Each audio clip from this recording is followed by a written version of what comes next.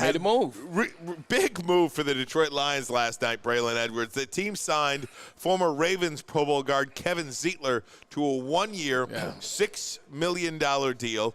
And this, Braylon, solidifies that offensive line. He'll start at left guard where Jonah Jackson he'll start at right guard. He's a right guard, so Glasgow will probably move over to the left side. But nonetheless, this is a huge, huge signing. We always talk about what's the Lions' strength, what's their identity. It's their offensive line. Yeah. Make what you do great, make it even greater, and that's what the Detroit Lions did. It's a huge move. You're talking about a guy in Zeitler that made the Pro Bowl last year. They had the best rushing attack in the NFL, talking about the Baltimore Ravens. And now he comes here. Hell, he's a better pass rusher. Pass protector than Jonah Jackson was, and that's going to be huge for Detroit. You know they like to throw the ball with JG back there. So I think it's a good move. Pro Bowl last year, dominant on the offensive line. He gets to play right guard right next to you-know-who, the best left tackle in football in Penei Sewell. Look, they didn't make the splashes that everybody wanted them to. They didn't sign a Mike Evans. They didn't sign a Chris Jones. Impossible. They didn't go after Wilkins or L'Jarius Sneed. What they did was they said, we're going to build this our way. We're going to get some darn good players.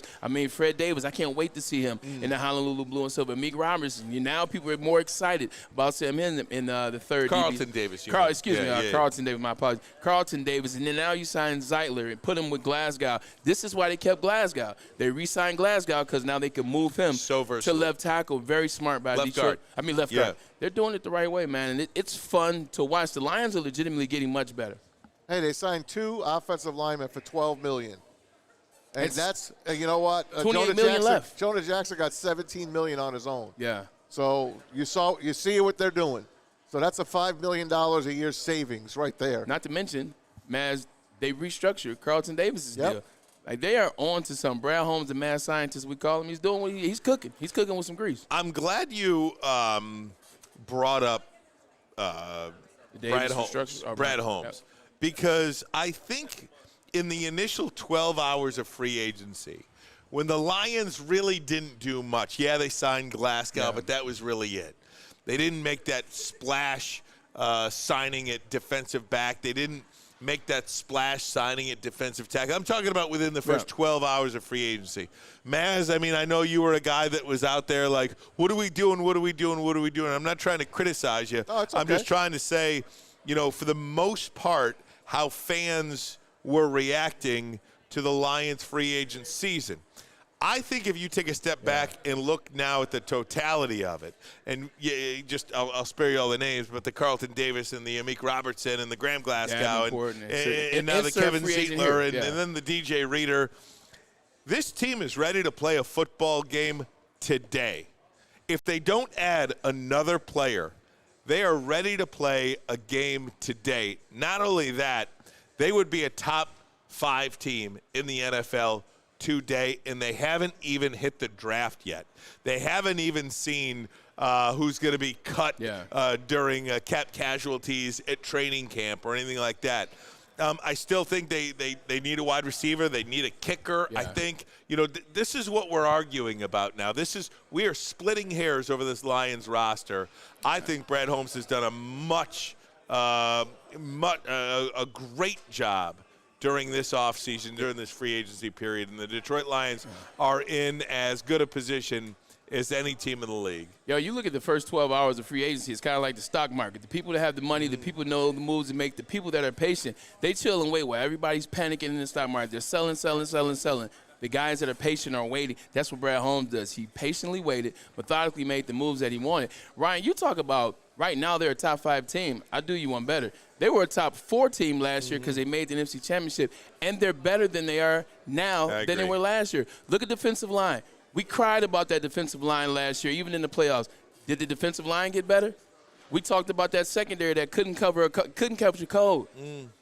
Did they get better? Carlton Davis, Meek Roberts. That's 2 places that have gotten better. And even the offensive line. Look, I love Jonah Jackson, but I think Zeitler is a better player than Jonah Jackson was last year. So I think they got better in 3 spots, and they haven't even hit the draft like you just said. Obviously, Maz, we know they need to add a wide receiver, right? They did yesterday in DPJ. Yeah, okay. What I'm Would you saying be mad is, if they drafted one? well, I think they're going to draft a first-round wide receiver. Xavier Legette? Well, that's who Mel Kiper has him taken. I'll go over that in a minute, but that's who Mel Kiper has him taken. I initially, when we were talking about this earlier, I had them taking Keon Coleman from Florida State, the former Michigan State. But whoever it is, it's clearly best player available on their board because there's no holes on this team. What is the hole, Maz? I mean, obviously you can use a wide receiver. We know that, okay? Yeah. They could probably upgrade at kicker. D-line still. You still need a guy on the right-hand side. They have James Houston penciled in there now, and they got Marcus Davenport to put in there. What about Josh Pascal? I know, but those are guys that you don't really know what they're going to do. Marcus Davenport's a guy that is an upgrade if he's on the field. Yeah. So I still believe that you still need a solid guy on that line to go on the opposite side of Hutch. You're talking about it like a star? Yeah. Or a guy that you draft that's going to turn into something like that. Well, the good news is they got the 29th pick. 29th pick, there definitely should still be some wiggle room as a defensive line, or they still have $28 million, so they still can go out and potentially grab somebody the way they've been playing. And they need to save some of that money for the rookies that they get. But nonetheless, Bray, I mean, I look at this roster. Tell me where the hole is. You know what I mean? Tell me You're where right. They could play tomorrow. Tell me where they're weak. You know, and again, kicker, receiver. And I don't know. Last year we knew that Jake Moody was the best kicker in the draft. Yeah. I don't know who the best kicker is in this draft. I don't know that answer. I don't know if there's a Jake Moody in this draft, and I know there were problems with Jake Moody in San Francisco. He didn't have the year that you would think picking a kicker in the third round would have.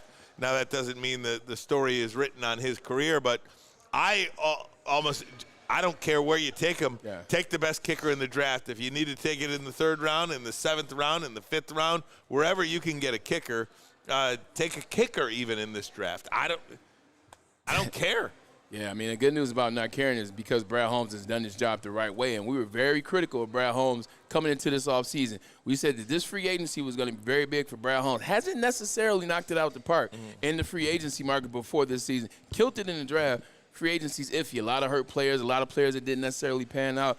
But so far, he's shown you what he can do in free agency. He's shown you the moves he made, all the moves he made, all the players that he brought in. Not only were they needed, these were some damn good players, some players that were wanted by other teams as well. So, I mean, you look at those signings, and you nailed them all. DJ Reader and Carlton Davis, probably the biggest two. But they all fit as pieces in the chessboard, man, for the Detroit Lions. I see a couple of people saying that they should sign Jadeveon Clowney in the chat. Andrew Jones says grab Clowney on a one-year deal. Dad says Clowney would be an elite signing. I just don't see a signing of Jadeveon Clowney. They would have signed him instead of Marcus Davenport.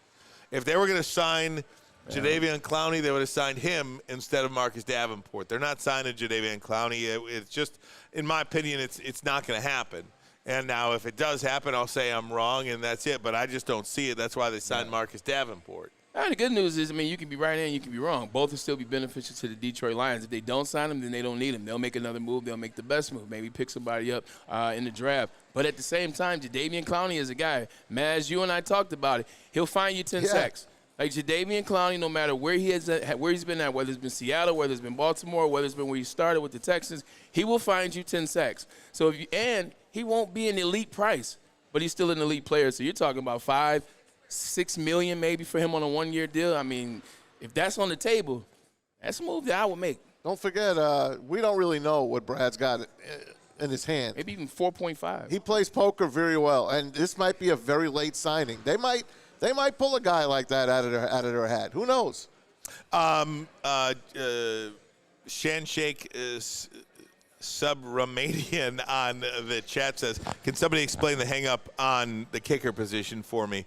And mentions Badgley. I'll say this. The kicker position is almost like a metaphor for saying this is as close to a perfect roster right now as you could possibly have. Yeah. So that's why you focus on the kicker position. And then, so it's a little bit of a tongue-in-cheek kind of situation. But not in reality, right? But in reality, Dan Campbell did not trust his kickers. No. So that's how the going for them fourth down really started. Yeah. I mean, Dan Campbell simply does not trust the kicker to make big-time field goals. And that's not an opinion. That's a fact. Yep. That's the truth. Listen, when you get inside the 50 of your opponent, when you're inside there, you should be in field goal range in a already. playoff game You for should sure. be in range already. In a playoff game for sure. So not having a field goal kicker, while tongue-in-cheek, perhaps it cost the Lions a trip to the Super Bowl, and heaven forbid a Super Bowl championship, because if they were in that Super Bowl last year, they would have won the thing. Yeah. It was, yeah. So that is the quote-unquote hang-up with the kicker position. That's what I would say to that. And then also too, you have factual, documented games in which in which the kicker situation played itself. Whether it was a Patriots game 2 years ago, whether it was a Buffalo game on Thanksgiving, or whether it was a 49ers game last year. These are documented cases where they didn't have a kicker and it didn't go their way. So it's not making stuff up. It's what we see.